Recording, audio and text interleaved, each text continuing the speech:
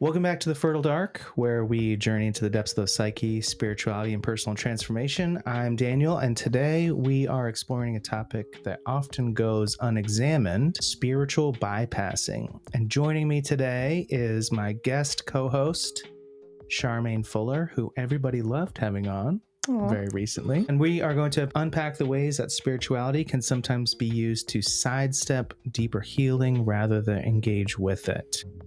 Be discussing the tension between genuine spiritual growth and avoidance, drawing on concepts like the holy longing, that deep yearning for meaning and connection, the work of thinkers like Augustus and Carl Jung, and even mythic stories that illustrate what happens when we resist the harder parts of the journey.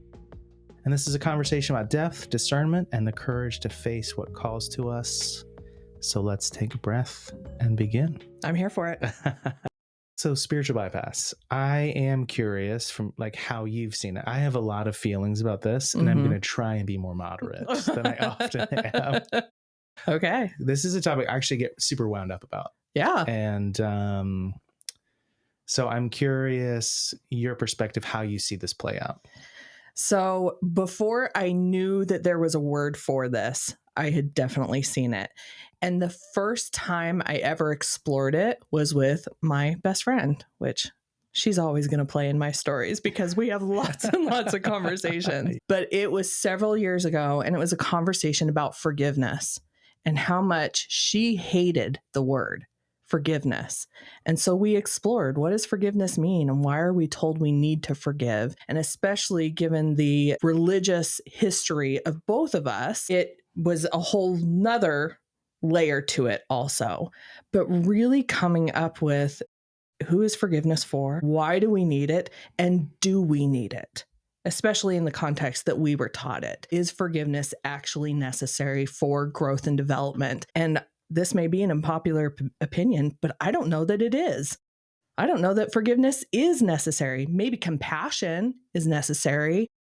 Boundaries are definitely necessary, but forgiveness itself, I don't know. But anyway, that was my first experience with spiritual bypassing. No, yeah. I definitely have seen it in a lot of religious contexts. Yeah. For sure. I also see it in some of the a-religious spiritual conversations. Yeah. Anytime we want to talk about like difficult emotions as being low vibrational. Oh, yeah.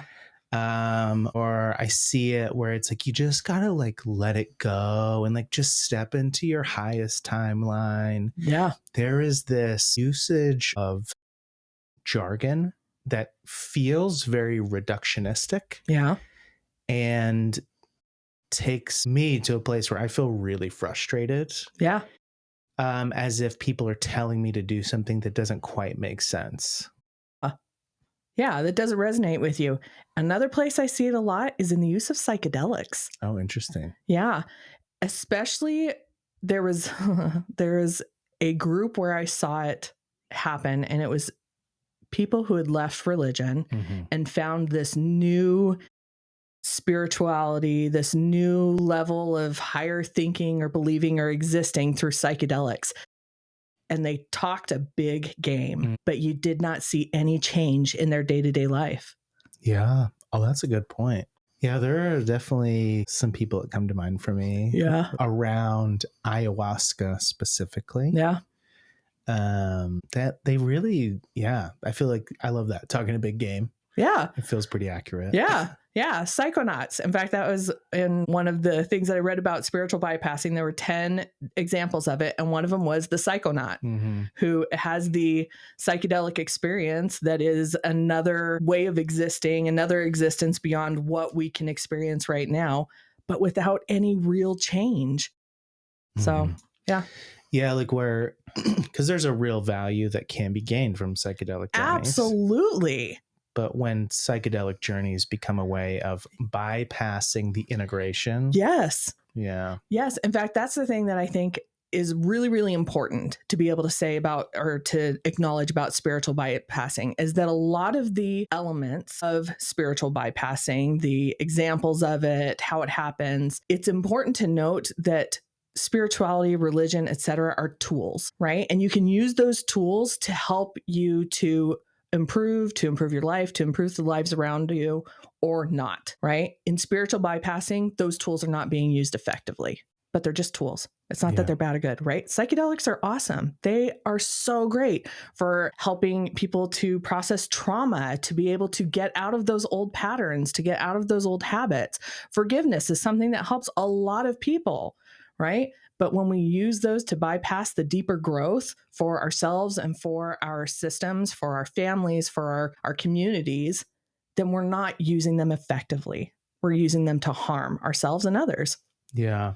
It's like a way of dissociating rather than actually confronting, embracing, integrating. Yep. And I think that there's time and a place, right? Of course. When there needs to be the right safety, there needs to be the right relationships for that experience of course, confronting and integrating and embracing. But as a general rule, I think a lot of particularly Americans will default to, we just have to skip that hard stuff and just jump straight into the end result. Yes. Yeah. Yeah. We're so results oriented. That's capitalism for you. That's our very individualistic American society. Very, very results driven. And if the results aren't there, then you're not doing it. Yeah. So true. So frustrating. Yes, it is. So let's just get a clear definition. Yes. So what spiritual bypass is, and then we can explore it a little bit more. Like, I think both of us see this all the time. Oh, yeah. And I was just sharing with you that story about my meeting that I had right before we started recording, where it is this persistent theme of using spirituality as a way to get around the hard. So do you have a definition in front of you want to use? I don't think I put one down. I know it was coined in the East, right? I mean, it's not like this particular term has been around for a long time, even though definitely the concept has been. I bet you've got I just pulled it up. Lay it on us. Spiritual bypassing is the tendency to use the spiritual ideas and practices to avoid confronting difficult emotions, past traumas, and personal growth areas. Yes. Yep. All of that. So, and it's from the 80s, a guy named John Wellwood, who was both a Buddhist teacher and a psychotherapist. Well, then, yeah. You know what? And so much of the stuff I read about it was like geared towards counseling, which we're both counselors as identities, professional identities. I think it's important to note, though, because it is often spoken of in the context of the individual, right? How am I engaging in spiritual bypassing? How is my client engaging in spiritual bypassing? But I think it's also important to note that this does happen on a societal level also, where we use the spiritual to bypass looking at the cultural and societal problems. Yeah, definitely. Well, because wounding, like trauma and wounding, happens outside of the individual too. Yeah. I mean, we have collective wounding that happens. Yes, and generational, and absolutely. I mean, a great example, like anyone who was alive when 9/11 happened continues to remember that day, continues to talk about that day in a way that's really different from people who were not alive yet. Oh, yeah. Like I had students who on 9/11, I was supposed to show a video and they were like, they had a hard time connecting to it. I was like, and they asked, like, were you there? I was like, I wasn't in New York, but I watched it happen. Yeah. In my high school English class, and I can visualize the scene. I can be in the room watching it happen. All of us. I feel like anyone who was alive at that time and old enough to be able to conceptualize it know exactly where we were when it happened, exactly where we were, who we watched the second tower fall with. Yeah. All of us have a story about it. Yeah.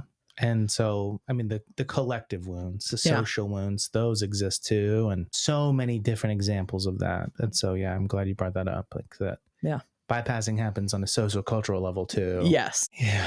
Yeah. I'm just going to take a breath. I feel myself getting wound up right now. Yeah. Good job noticing that. I've been practicing my mindfulness. That just brings such joy to my heart. And also, as we get along further, one of the ways to help bypass spiritual bypassing. Yeah. The counter. Yes. The counter to the mindfulness. Exactly. Yeah. The cure. Mm-hmm.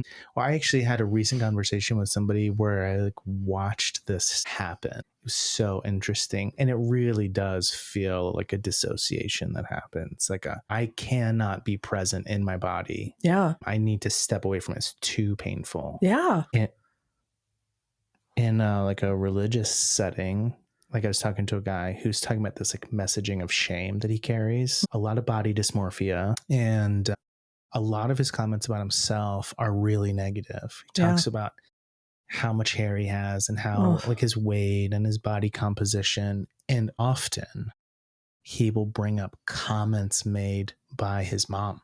Yeah. And as soon as he begins to like touch that, that some of this messaging is connected to his relationship with his mom, it's like he instantly stops and pushes it away. Yeah. And goes down a spiritual route of getting rid of it. Right? Which, I mean, your father and your mother. Yeah. Right. Which translates into authority in general, right? Which is one of the ways that we see spiritual bypassing is the guru bypass, right? The person who has more authority, spiritual, whatever, is going to be the expert here.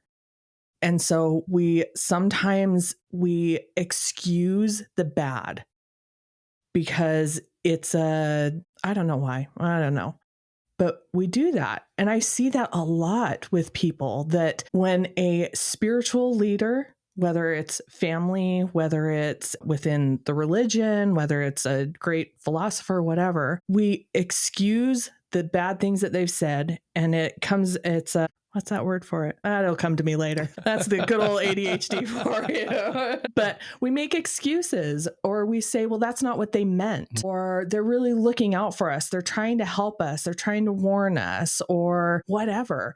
I heard recently of it's a religious gathering where the leader there said something about his authority and was making a comment that his authority needed to be respected. And it was through these different ways, right? Like you stand up when I stand up and you don't sit down until I sit down.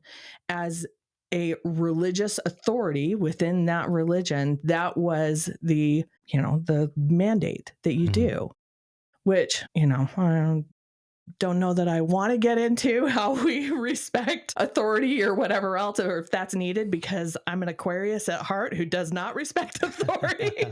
But, that is also a way of spiritual bypassing. Here's this leader who's going to make these decisions for me, is going to tell me how to act. And if I do what they're telling me to do, whatever it is, I mean, standing when an authority stands or not, whatever the mandate is, if I'm doing that, if I'm following my leader, I'm going to be okay. Doesn't matter what I'm doing, which we see this in psychology. I mean, there's been so many, the bystander effect or the prison experiments, the Stanford prison experiments. We see this where authority is telling us to do something and we do it because that's the authority. And then we end up acting against our own moral and ethical values. Yeah, it's a real problem. Yeah. Like one of the books I really like is Meeting the Shadow on the Spiritual Path. It's by Connie Zweig, and she talks about the guru problem. Yeah. And it's true, right? Like if I'm following the person in charge, then I won't be wrong. They won't ever lead me astray. Yeah. And I can also think about times where I was willing to go that route. I was willing to say, well, I know what I'm feeling, but I'm going to distrust what my body is telling me in favor of following somebody else. Yeah. And then there were also times when I listened to what my body was saying and pushed back, and it was the right call, where when I've distrusted my body, I've ended up in places that were really uncomfortable a lot of times. Okay. So a sibling to this would be anger phobia. Okay. Where anger is bad, right? Somebody's telling me to do something. I don't feel good about it. I feel angry about it, but I'm not supposed to be angry. I got to get rid of that anger. That anger must come from the dark side, from the devil, from the opposition, whatever it is. And so we fear our own anger, which anger is actually in like clinical work, especially with women, is one of my favorite emotions to work with. Because anger is a sacred emotion. Anger tells us something. It tells us our boundaries have been crossed. It's so important, but we fear anger, especially if we grew up very religious, right? Anger is not helpful. And a lot of times people just aren't taught how to experience anger or how to express it in ways that are helpful, right? Like we know that. But anger, such a just helpful emotion, right? We're not going to deal in good or bad, because that's another spiritual bypass, is the dichotomy and the black and white of good and bad. Anger is helpful, right? Unless, of course, we don't know how to express it or use it, then it's unhelpful. Makes me think about the book Spiritual Bypassing. And in there, Masters, he delineates between the emotion and our relationship to the emotion. Yeah. And also the action that we are applying to the emotion. Yeah, it's the experience of it versus the expression of it. Exactly. Yeah. That's a much better way to say it. And he talks anger specifically. Like, anger is not good or bad. Anger is. What we do with anger, that now changes. Right. So hatred is a thing we are doing with anger. Right. But anger also, like you said, it helps us like identify boundary crossings. It helps keep us safe. It helps impel forward motion. Like sometimes things get done because we use anger and we take that energy. Yep. Because anger burns hot. Yep. And you use that fire and you get stuff done. Yep. But what I do with it, yeah, that is a whole different story. Yeah. Helpful or harmful. Yeah. Fire keeps you warm. Yeah. It also can burn people. Yeah. Yeah, it also can destroy things. Yes. Yeah, this is why I love working with anger, because it is genuinely can be such an amazing biofeedback that our body is giving us about our environment. Yeah. Yeah. Like one of the ways that anger shows up for me is I have this part of me that the anger is like a BS radar.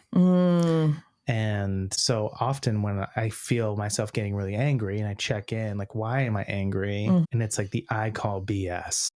Yeah. Like there is something here that is not what it seems. Yeah. And it's, as I've learned to pay attention to that, that's been really helpful. I'm still not great with it. Yeah. Because anger for me, like I get a little scared of it too. Yeah. Like anger is one that I have a hard time with. That's one that I will often bypass. Yeah. Because it's scary. Because there are times when I have felt out of control when I'm really angry. Yes. Well, and for those of us who have seen anger be used to harm, or if anger has been used to harm us, then absolutely it is terrifying to come up against our own or anybody else's anger. So I'm going to circle back around to mindfulness because it is my answer to everything. But you specifically talking about like feeling your anger coming on. Years ago, when I was just first starting being a counselor, I had a client who told me he wanted to work on his demons. Okay. And I was like, I know you're not religious and I know I'm not religious. So let's explore that. What do your demons mean? Like, what does that mean to you? And what he discovered for himself, what he put into words, was that for him, his demons were his unmet needs. Like, that's freaking brilliant. And so I expanded on that. Our demons, whatever we feel like our demons are, what they actually are at the, underneath is our unthought thoughts, our unfelt feelings, and our unmet needs. That when we ignore those things, they get louder and louder and louder until we cannot ignore them anymore. Okay. So you talking about like, oh, I check in with myself. Oh, I can feel that anger coming up. Oh, I know it's my BS meter. Okay. I can check in and I can see where that's coming from. Beautiful. You're catching your anger at a 3 instead of waiting for it to get to a 9, right? Because when it gets to a 9, that's when it becomes explosive and harmful. But anger at a 3 is just an opportunity to check in. Mm-hmm. Yeah, that's really good. And I used to just like hit the end and be like, now I'm yelling or I'm slamming a door or I'm throwing something. And now it's like, if it gets to a 6, I'm like, okay, something's got to change right now. Yep. But it is like, I find it. And like, I think it's interesting if we take any emotion, we can do the same check-in and then say, when the emotion is present, this is connected to something. Any emotion that we say is quote unquote bad. I feel sad. I feel grief. I feel anger. I feel whatever. Anything other than light and happiness. Even those, though, checking in with those at a 3, right? Mm-hmm. Why am I feeling light and happiness? And I want to get that light and happiness to an 8. Yeah. Right. So I want to check in when it's at a 3, see what's doing, and I want to do more of it. Yeah. And then like it helps us when we check in to say the why is here now. And then we can explore that. Yeah. And if we're not in a place where we can ask the why, if at any point in that exploration I check out, I disappear. Yeah. And I'm like, I just have to blank, insert spiritual thing. Now I can recognize, oh, I just have to say my mantras. I just have to think good thoughts. I just have to pray. Yeah. And instead of gaining insight, I'm trying to skip ahead. I'm bypassing the work. This is a thing I did just as you were talking about it. I'm like, oh yeah, I remember doing that when I was a young adult. I got engaged and I did end up marrying this person, and it was a really, really hard marriage, which if any of the people who know us at that time and his family, who I still love, if any of them are listening, like, good things came of that marriage, but it was a hard marriage. And before marrying him, I've got 20/20 hindsight, but my body was rebelling against it. And it was not something I wanted to do. And I felt bad. Like, my body felt bad. And I was in a state of panic about it several times during our engagement. And I just had this, I just have to reconnect to spirit. I have to just pray. I got the answer from God that this is what I'm supposed to do. And if I can just like calm down and pray and be good, I would connect back to, I did something wrong. That's why I feel bad. It's not this relationship that is going to turn out to be actually very harmful to both of us that's causing this. It's because I've done something bad. Yeah. Yeah. And ignoring my feelings about it, and just, I got to pray harder. I got to pray harder. I got to be better. I got to read my scriptures more, right? Rather than looking at that underlying what's happening. Why is my body upset about this? Yeah. It makes me think of any action that we put the word just in front of. Yeah. I just have to. Yeah. Or should. Just and should. Yeah. Yeah. Like, and I'm just as guilty as anybody of justing and shoulding. Yeah. I feel like it's built into our cultural filler word lingo. Absolutely. But it's reductionist. It's reducing what needs to happen or what is happening.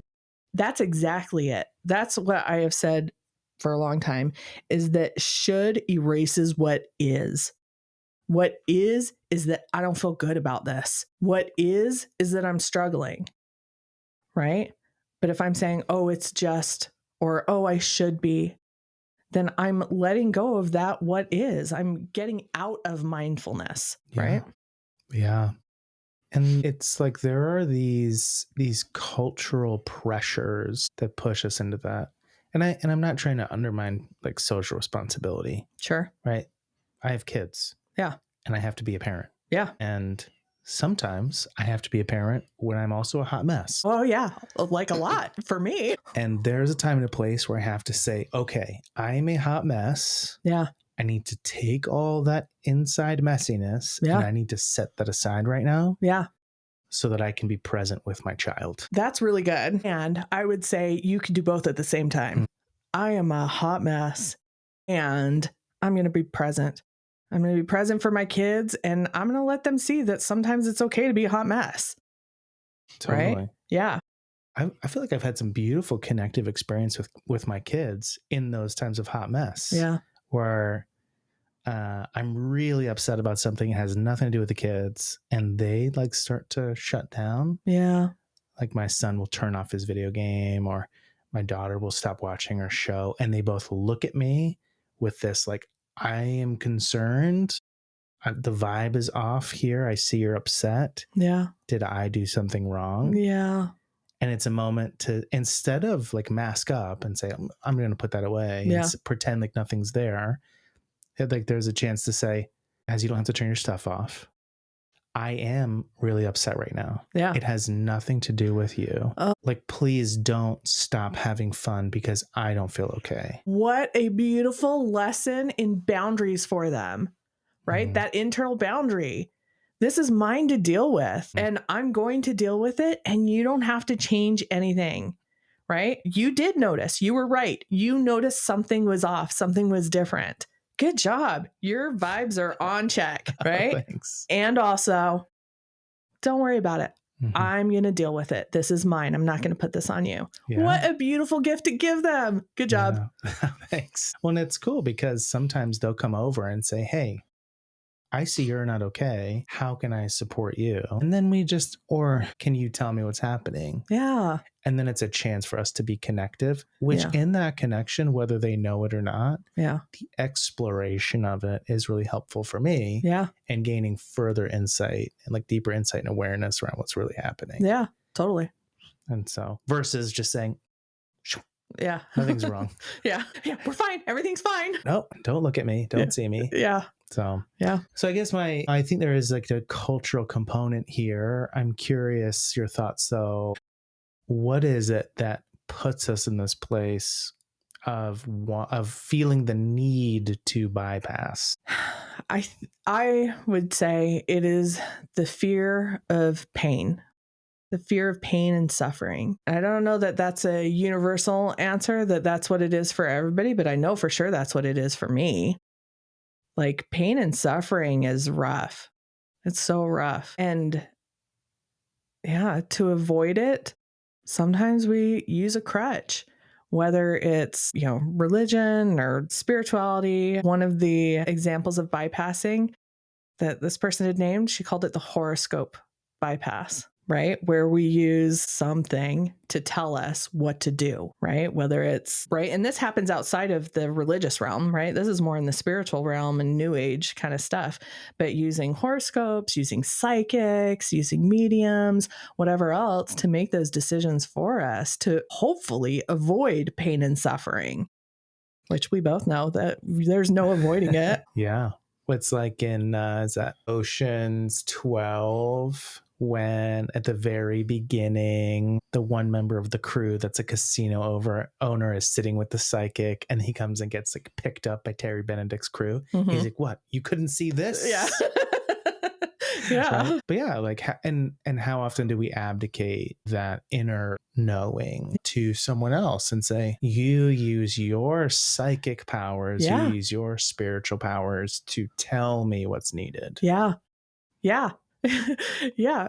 Or like tarot cards too, which I love tarot. It's a beautiful exploration of archetypes, right? And again, a tool that can be used to help us to look deeper, right? But with my friends and I, whenever we do like tarot readings for each other, or he's like, why can't the cards just tell us what to do? They're just telling me stuff I already know, right? That is the use of the archetype.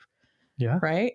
To tell me something that I know deep down inside, maybe to bring it up to the surface. But yeah, any of these tools, if they're being used to bypass going deeper, if they're being used to bypass the dark, the shadow, right, then we're not getting a full composition of ourselves. I love that. Yeah. There's someone I really love in the world of tarot, Mariana Lewis, who does archetypal tarot. Like that's her approach. It's Jungian based. And that's one thing she talks about is divination versus individuation with the cards. Yeah. And using the tools not as a divinatory tool, but as an individuating tool. Yeah. And like Jung talked about how like, I think this was more in the scope of dream, but the person who sits with the image, the person that the image belongs to, they're the oracle. So if I'm pulling cards in that moment, I'm the oracle. Yeah. The cards aren't, and the person sitting across from me isn't. Yeah. I am. Yeah. Because the archetypal space is about my intra-psychic landscape. Yeah. Which is not the way that like pop culture would show cards. Right. It's like, oh, if you pull the death card, someone's going to die. And it's like, well, yeah, like in this moment, someone is going to die somewhere in the world. Yeah. Because they're going to, life happens. Yeah. that's not what it's actually about. But yeah, seeing tarot on TV or in movies, it is. It's always a divination tool, right? Which it's not. It's not at all. And that's not to discount things like different spiritual experiences that people have through a dream and those kinds of things. That totally happens. Yes. But yeah. I was also, this just made me think of something. I've been reading this book by Tess Castleman. She's a Jungian analyst who specializes in Jungian dream circles. Okay. Now, typically, Jungian dream work is done one-on-one. Yeah. The dreamer and the analyst. Yeah. But she does circles. Cool. And she trained with, I want to say it was the Lakota people. I can't remember. So if I get it wrong, I'm sorry. Yeah, but still, please train with indigenous people that talk community and yes. And she actually, her and then another analyst, independent of her, both in their research postulated another level of the psyche beyond what Jung proposed, where you have conscious, personal unconscious, collective unconscious. Yeah. In between the personal and the collective unconscious is the tribal unconscious or the community unconscious. Okay, so let's segue into how Maslow stole from the Blackfoot Nation on like the hierarchy of needs and made it very individualistic, where they taught it very community. Yeah. Right? That community enlightenment doesn't happen until the community needs are met. But yeah, hell yeah, I'm here for this. Well, and I just wonder, how often do we do this with astrology? Yeah. Well, this is what is happening astrologically.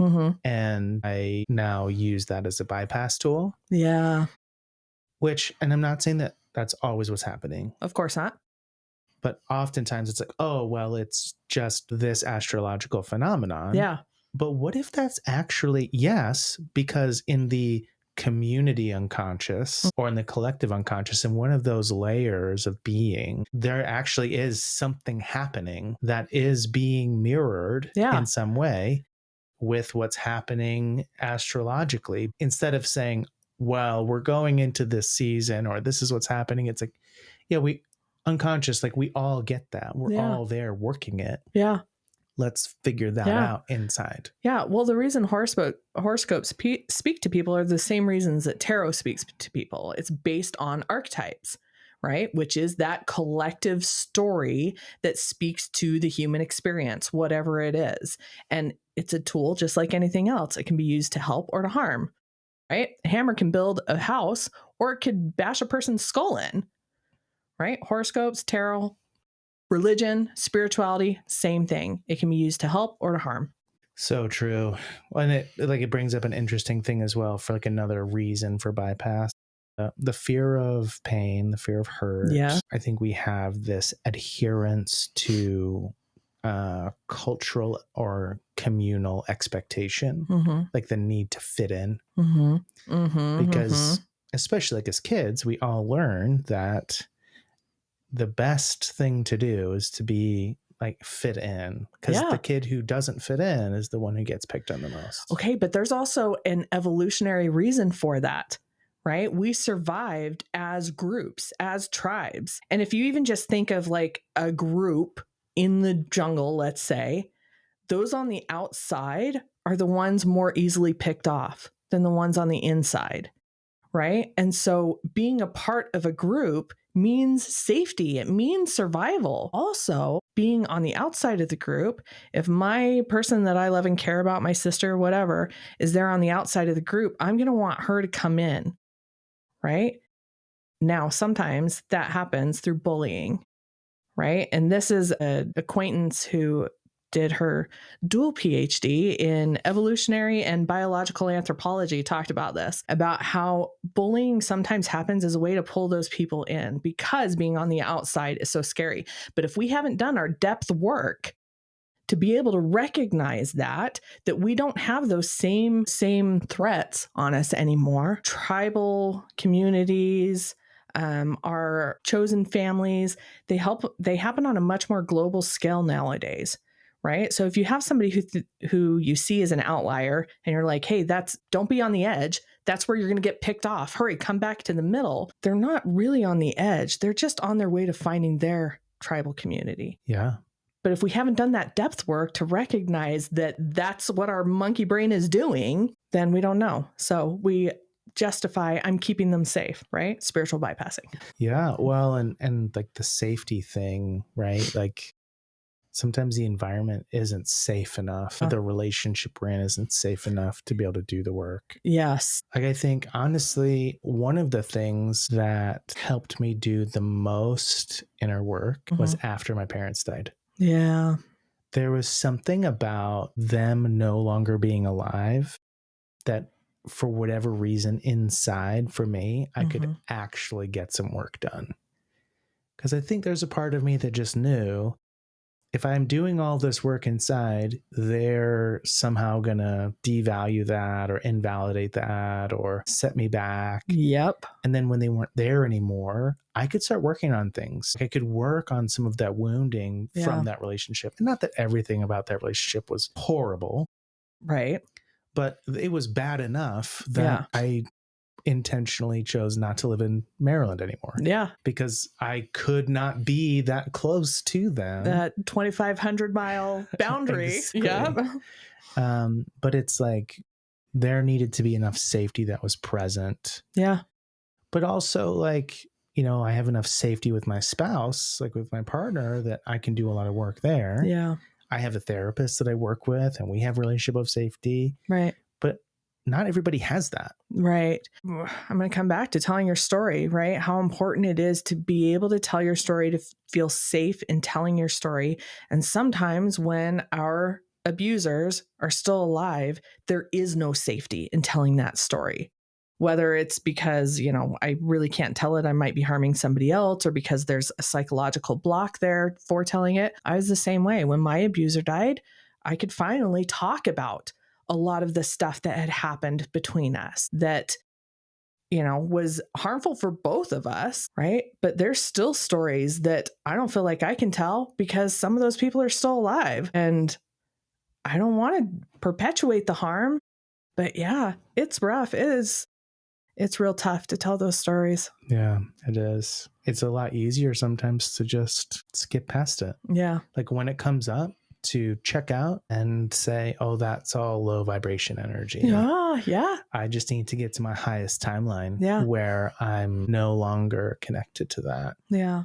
The problem is, I think when we do that, we run the risk of being more like in an Icarus flight pattern than we do of actually helping us get to be our best self in the world. Because whether we want to acknowledge it or not, it's still inside. Yeah. Yeah, it's the ascend, ascend, ascend. I don't ever want to descend. I don't want to go down into the dark. Going into the dark is scary. It's a reason why we have a collective fear of darkness, right? When we're children, sometimes as an adult even.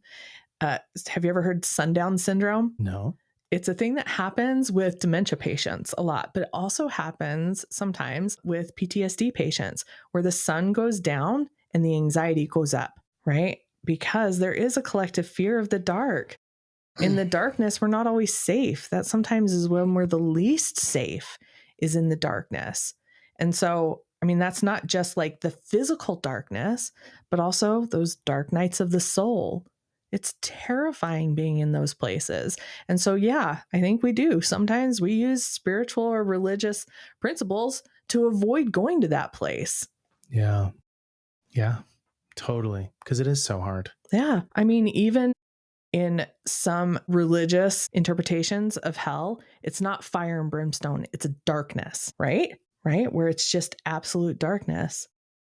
But for those of us who've done the work, we know the treasure lies in the darkness, right? It does. Yeah. Which is, it's so valuable to understand that in order to be able to get to that place of feeling enlightened, you actually have to remove burdens. But you can't just like pretend they don't exist. You can't just say, oh yeah, I've done that. Like there's one person that I was in a few classes with in school who would always say, when I did my healing journey, as if it had been complete. Yeah. And it just always was really difficult for me to be there when that was said, because part of me is like, What did you take some magic sauce that like made it that short? Yeah. You're done. You're done with that? Yeah. Because like I'm still like I'm still swimming in swamp water. How did you know you were done? Like, could you tell me that? What markers am I looking for? Like, where is the end? Yep. And then it was part of me, like my heart like really went out to her. Like I felt some real compassion and some empathy for her, like in another class when we were looking at trauma. Yeah. And she had this realization of crap, I'm not done. And just watching the pain happen for her, it was like, it was difficult for me to be in a conversation where the healing journey was done. And now that the realization is there, I just want to sit there and like just be present to help ease some of that pain as much as I can. Yeah. In terms of just knowing that it can be placed in a container that can be like jointly held. Yeah. Oh, yeah. The experience of being a counselor, being a therapist, of watching that journey and of being so frustrated. Somebody's like, yeah, I'm done. The journey is done. And look at me, I'm healed. All right, cool. Yeah. Until tomorrow. Yeah. Because I've been on this journey before, and you may come to markers, you may reach the peak and think like, yeah, look, here it is. I'm at that peak. I can see and I'm free and I can feel the air and the wind, and it feels so good to be at this peak. And then something happens and you tumble down that hill so fast and you're down in that valley again. And you think, will this ever end? Yeah. Yeah. It's so hard. Yeah. I mean, when you brought up Joseph Campbell, it just brought this thing to mind that it's been sitting in my head a little bit. Because Joseph Campbell is also the one who said, follow your bliss. Yeah.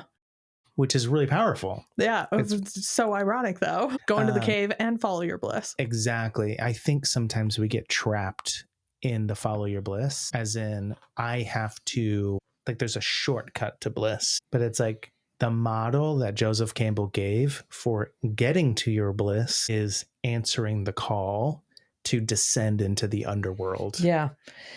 Yeah. Which optimistic bypass, right? Toxic positivity. Oh, yeah. You just had a reaction about that. Sorry, I've been trying to be so moderate. It just came fantastic. I am here for it. Those real like visceral reactions. Yeah. But yeah, toxic positivity. I've actually had clients come to me and be like, my last therapist was too positive. I can't deal with it. I need somebody who's more real. Like, yeah, of course you do. Yeah, just that idea that if we can maintain a positive attitude all of the time, none of the darkness can seep in. Well, it makes me think back to like this importance of always being really forgiving of other people, or saying like, okay, you did this really hard thing and I just need to look at myself and figure out it's a hard thing. In that book by Masters, Spiritual Bypassing, he talks about this specific thing. He says, for you to tell another person what they did that was so harmful is a gift that you're giving to them, because you help them see something in themselves that they may not have realized was there in the first place. And you now give them an opportunity to do their own development so that you can also go and do your own development. Why do I have to be that person though? Right? Yes. Yes, absolutely. Our authenticity, so important for healthy relationships, whatever they are, right? And still, that's hard. That's hard to do. And it's scary. Yeah, it is. Yeah. It's so much easier to say, I just need to be positive. Yeah. Everything happens for a reason. Yeah. I just need to be positive. Yeah. Just let it go. Let it go. Just let it go. Why are you hanging on to this? I know. Yeah. Not actually helpful. Yeah. Let's just go watch Frozen and see how well that letting it go worked out for Elsa. Yeah. Like she almost murdered her sister. Yeah. And it's like, that's what the let it go does, is it harms us and other people. Unfelt feelings. If we don't allow our feelings to be felt, to be experienced, they come out. They come out. And it can be harmful for other people. We're like ticking time bombs. And we can perpetuate generational trauma. Yes. I like in training I was in, I was reading about intergenerational trauma, and they said intergenerational trauma persists until someone is willing to feel it. I felt that. It's like, yes. But it's like, yeah, like when we I don't think we realize that when we skip the feeling, Yeah. when we skip the honoring, Right. We skip the anger, we skip the suffering, whatever it is. we can then lead to pain that is perpetuated across time and space through generation. Yeah. Yeah. That isn't only psychic, it is actual physical. When I was in grad school, I read a study about the changes in DNA that happen from trauma and how that gets passed on through offspring, but how it can be healed and how through the experiencing, through the work, whatever it is that we can do, we can not only heal our DNA that is literally changed from trauma, but we can also heal the DNA that was passed on to us. Crazy, huh? So crazy. Yeah. Epigenetics. Turns out therapy does work. Yeah. Well, and I think it's important that we realize that I think I'm trying to think how to say this in a way that is accurate and also considerate. Good job. Okay. One thing that I have heard people say is that contemplation is the way to heal and the way to transcend. Okay. And I feel like what they're saying, they're just really describing like a mindfulness experience, but they're saying that that's it. And I feel like what we're talking about is it's like, yes, mindfulness plus you also need some other things too. Yeah. Mindfulness and integration, right? It's one thing to be aware of, look, there's that thing that I know that happens. But one of the other examples of spiritual bypassing was, intellectualizing. Yeah. Hold on. Where is it in my notes? But when we intellectualize our experiences, we end up with an imbalance, right? Where we've got this real high, actually, it might have been from that spiritual bypassing book, one of the things that I wrote down, but where we end up with an imbalance where we're low on emotional intelligence or even moral intelligence, but we're high on intellectualizing our things. I can point it out. I know why I do this thing. I know why it happens. I can tell you the patterns. I can tell you who this started with, but I haven't done that work of integrating, of developing my own emotional intelligence, of feeling my feelings, of experiencing them, of being able to share them and feel safe to share them with others. I haven't developed the emotional intimacy I need in my relationships. And I haven't developed a moral code that is my own. Yeah, I love that. It's like information on its own is not transformation. Right. Like there is a lot of that. Integration is critical. Yeah. Yeah. And hard to do. And like, I mean, even, I teach this and preach this all day, every day, and still I struggle with my own integration of these things. And what does that look like? And then I end up intellectualizing integration and my emotional experiences. And it's a fun cycle. Yeah. It's like all of us have this archetypal longing for these transcendent states and experiences, the longing to be more than. Yes. Why do you think fantasy is so popular? Yeah. This idea that we've got some magic in us that we can use to help us and to help our friends and to save the world and whatever else. Yeah. And I think it's interesting, like in that, like some people do feel called into that role of teacher, healer, guide, something like that. I think the challenge here becomes when, and this is something that I really appreciate about the therapeutic space, is that whatever the concept is, this transcendent concept, whatever that the way of getting from A to B, there is a concept that is taken and then putting into individual applicability of here's how we do this for you and your nuanced experience of life. Yeah. Versus just here's the general idea. Go and be better. Go be beings of light and share your light with others. So it's like we're actually encouraging this guru problem and we're missing the mark. Yeah. Where it's like when you're with somebody and you're sitting with them and you're saying, let me help you understand mindfulness. Yeah. And then you say, you did it, right? That's it right there. Okay. Yeah. Now let's work with it. Yeah. And now let's do something with it. And we bridge the gap between the concept and the integration. Yeah. That's something I try to do with clients, with myself, with everyone. Like, hey, look, you experienced a thing that's really important. Let's stop and take a moment. so that you can sit in that experience, so that you can become familiar with it, so that when it happens again, you can go, oh, look, there's that thing.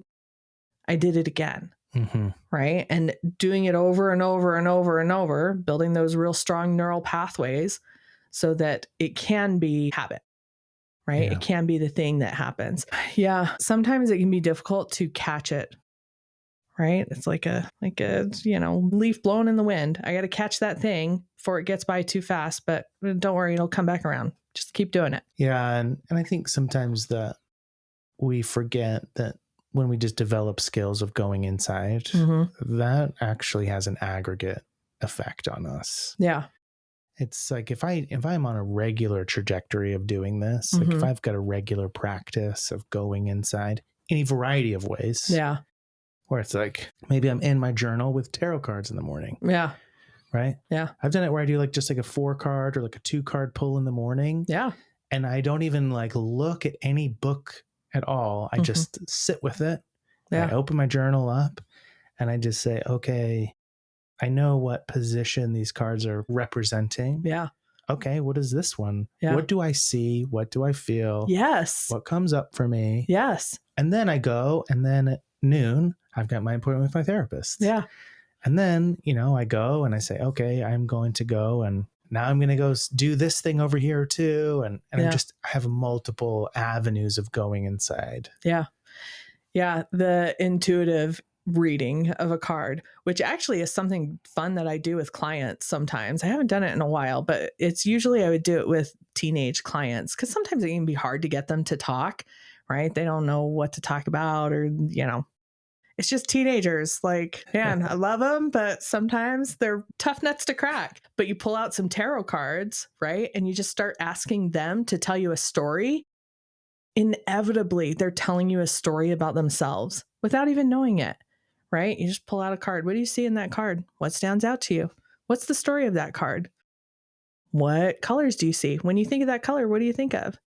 I think it was our friend Nick who taught me how to read them that way intuitively. Right. He's really good at that. He is. But yeah, just doing that yourself, pulling it out. What do I see? What does it make me think of? Where am I at with that? Yeah.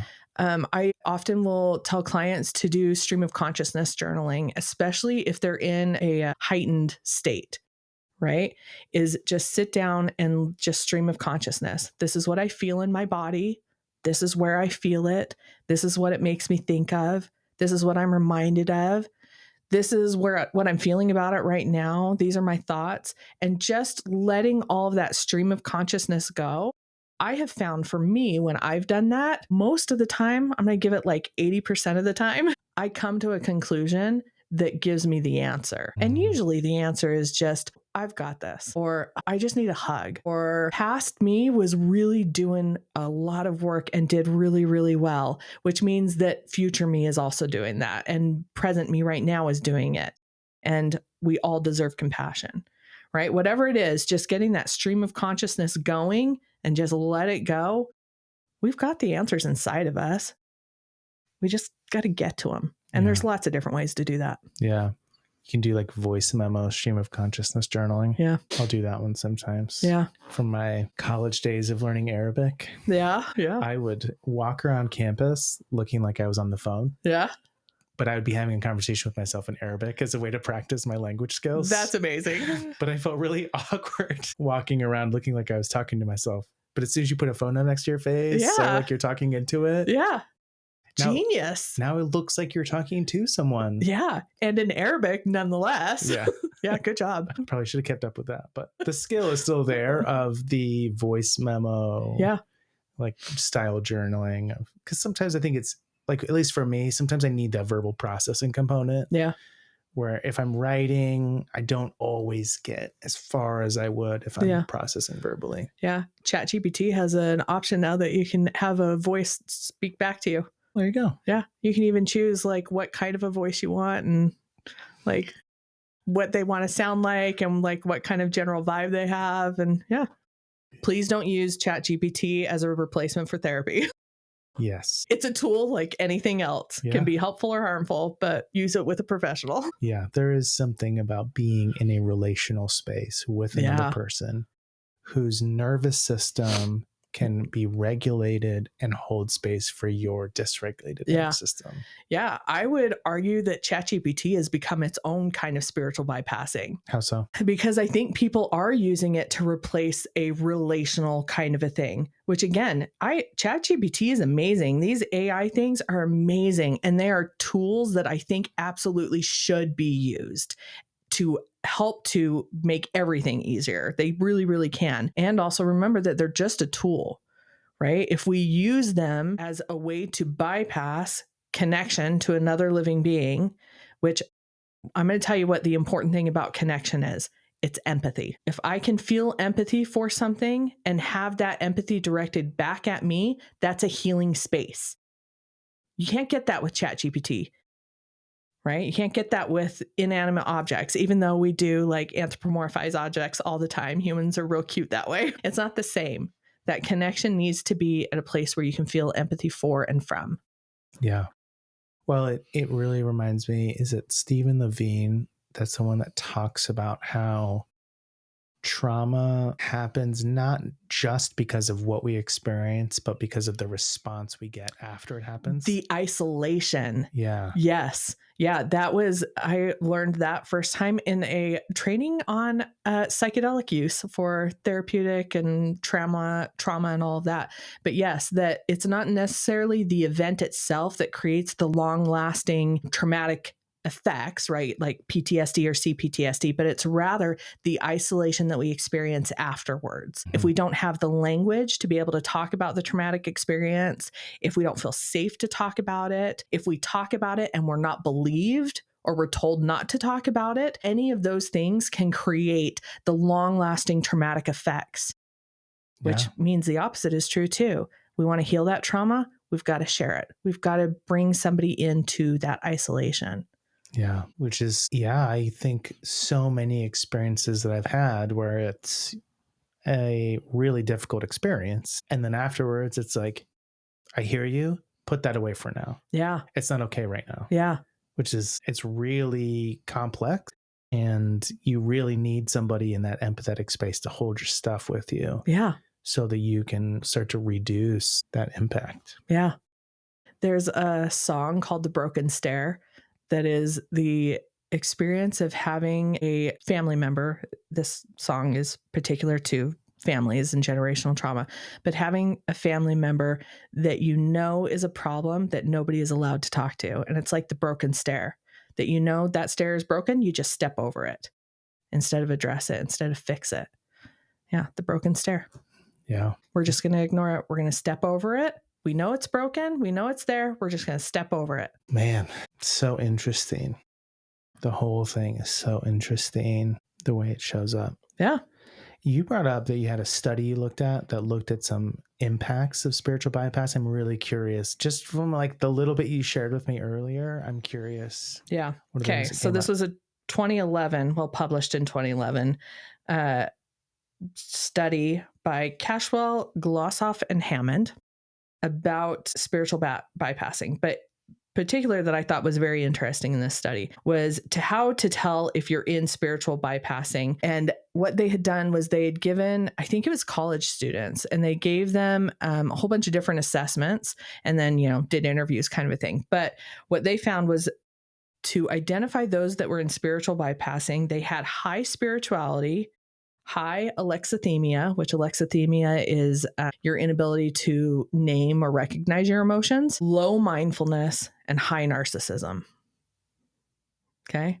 So again, these are self-report assessments. So if I self-report myself as being a spiritual person with low ability to name my emotions and low mindfulness, mind-body connection, ability to notice, and high narcissism or an inflated sense of self, there's a high possibility that I will be in spiritual bypassing. That's a really good list of things to help identify. Yeah.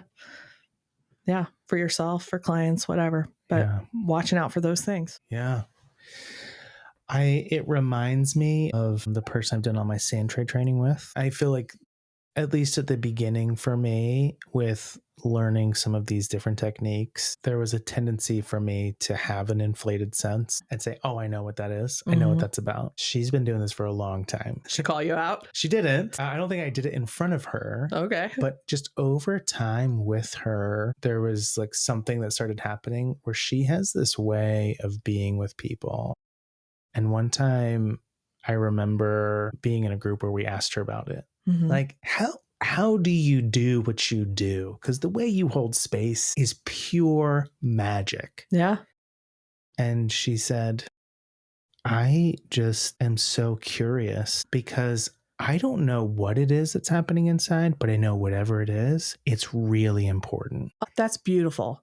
It is, right? And it's like she has been doing this for decades. And it's like if anybody would just look at something like a set of images and just know what's happening, it would be her. Yeah. And she said flat out, I don't know. Yes. That's that like beautiful Zen Buddhist concept of unattachment. I have no attachment to my rightness, right? Especially when I'm sitting across from another person who needs help, who needs me as their therapist to hold that space. I don't have any attachment to me being right and them being wrong, because ultimately they're the expert on them. All I have to do is be curious. I think I'm an anomaly because I have said this in groups of other mental health professionals and I've gotten the weird, like, okay, I've gotten the eye about it. But I did not get into therapy to help anybody. In fact, at one time when I was much younger, I think I had the idea that I was a healer or that I wanted to be a healer.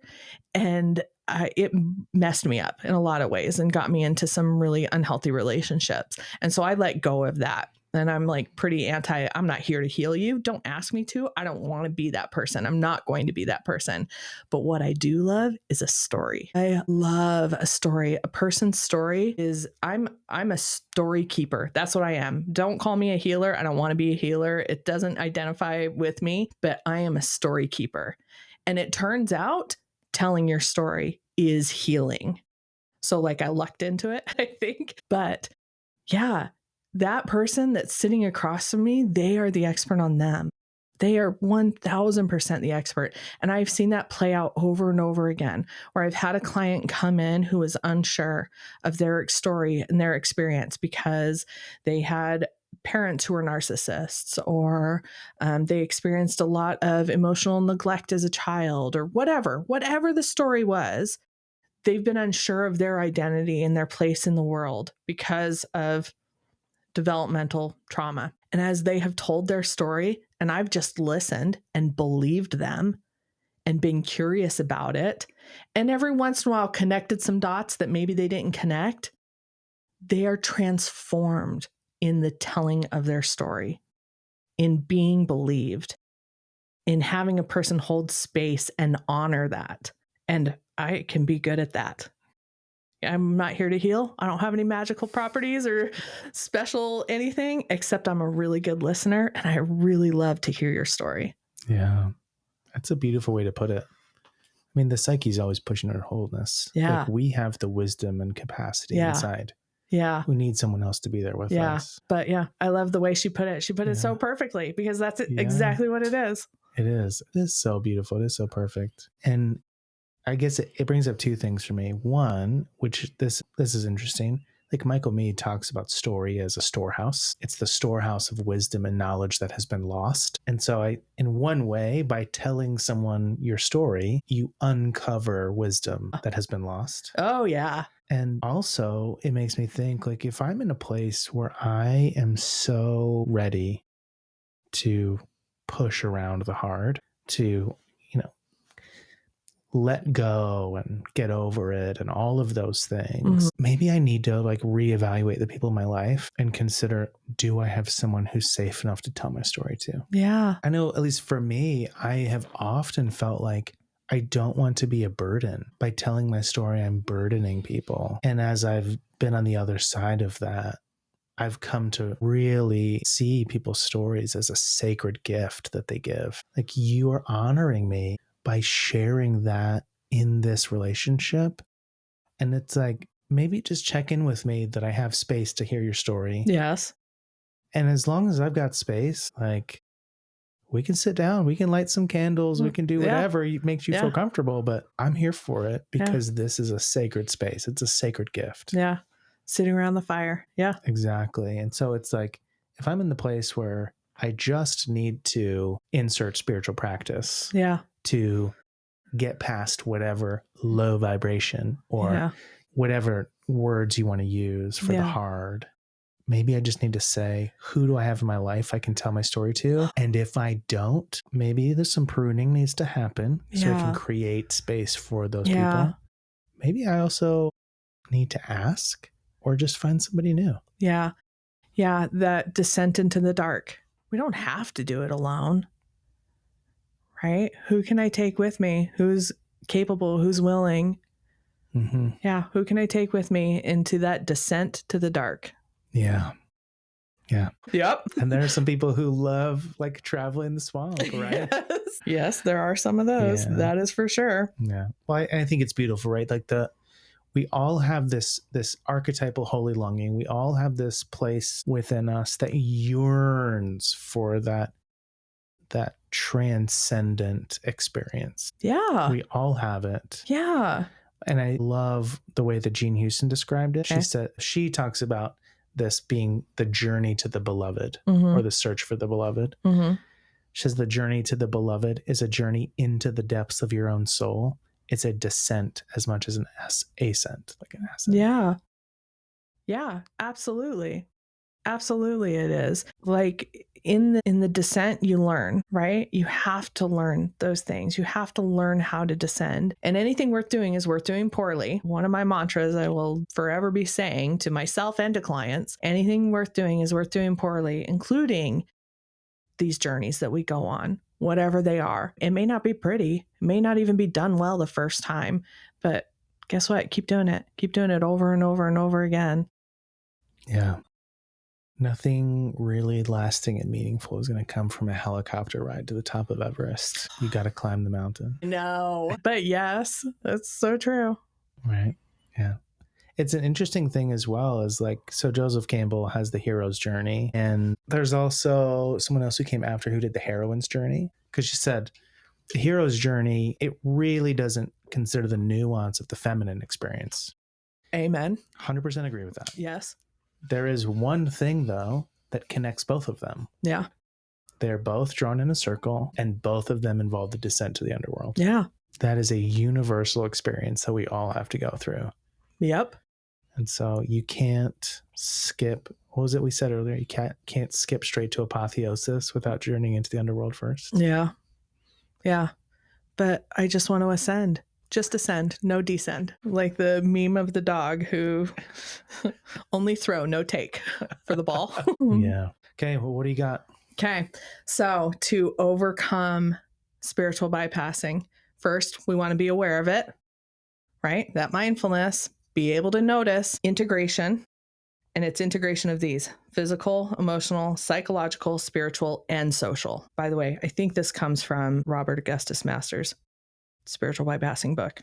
Pretty sure that's where I got this from. So awareness, integration, and balance. I think it's important to note too, though, you can't always be in balance. Nobody is always 100% of the time in balance. That would be arriving and past that spiritual journey. Balance is a broad view, right? Which means that sometimes I'm doing a little bit better in this area and a little worse in this area. And that's okay, because tomorrow it's going to shift and it's going to change. As long as I have a broad overview of balance, I'm doing pretty good. I love that. Yeah. Yeah. There's a definite difference between saying, I need to take a break, I'm not okay to look at this right now, and skipping the journey. Yeah. Yeah.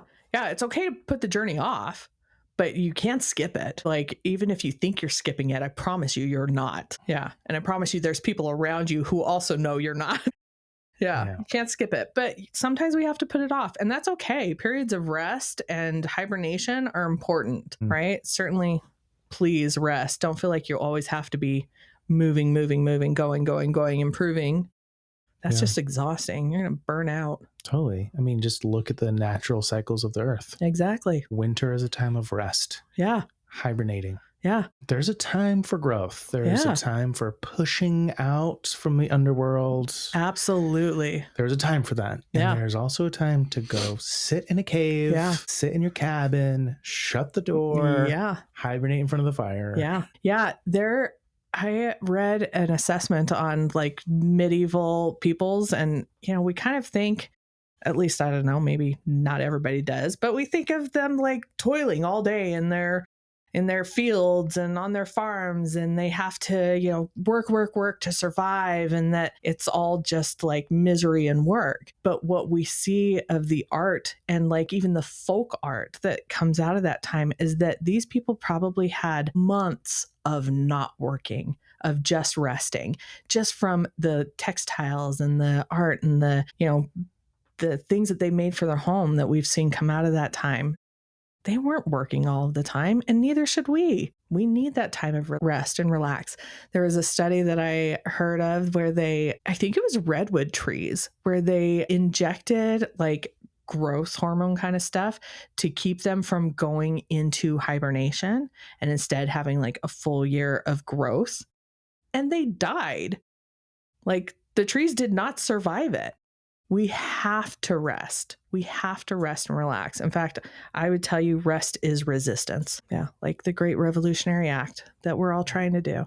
Rest. Let that be the thing. In fact, here's another thing that I heard recently was because the Aquarius in me is a social justice warrior, but it was an assessment of the ways that resistance has been happening here in America over the last decade, and that it really hasn't moved the social agenda forward as much as maybe we would hope. And that maybe it's because we're approaching it from a push.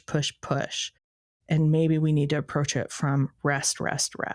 I don't know that that's true or not, but I thought it was an interesting assessment. Well, I mean, sometimes work can also be a way of bypassing too.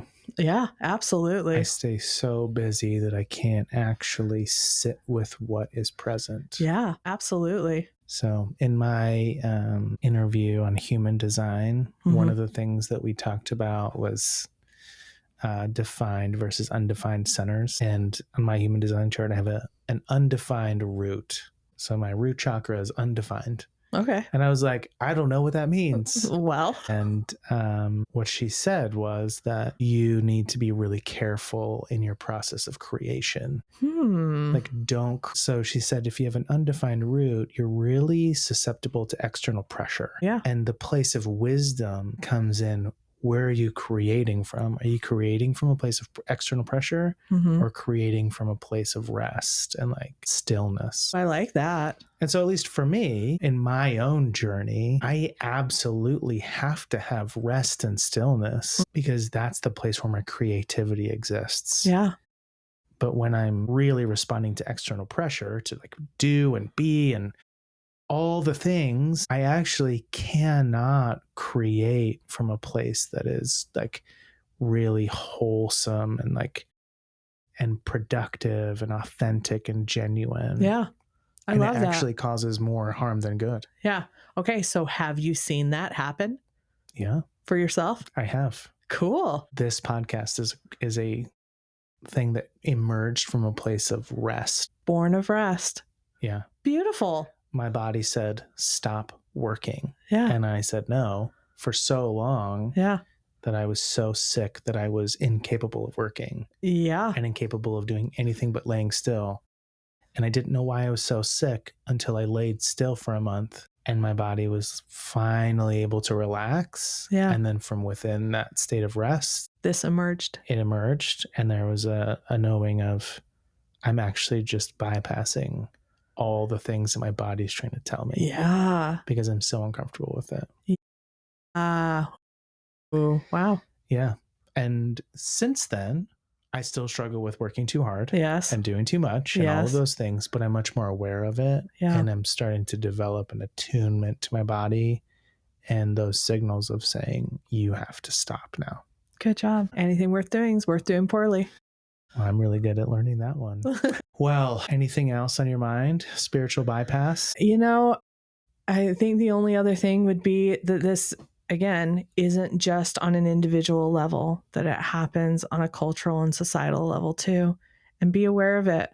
Instead of just offering thoughts and prayers when you see social injustice happening, stop and take a moment to look at the darkness within our culture too. We're not just looking at the darkness within ourselves, but we're looking at a collective darkness too.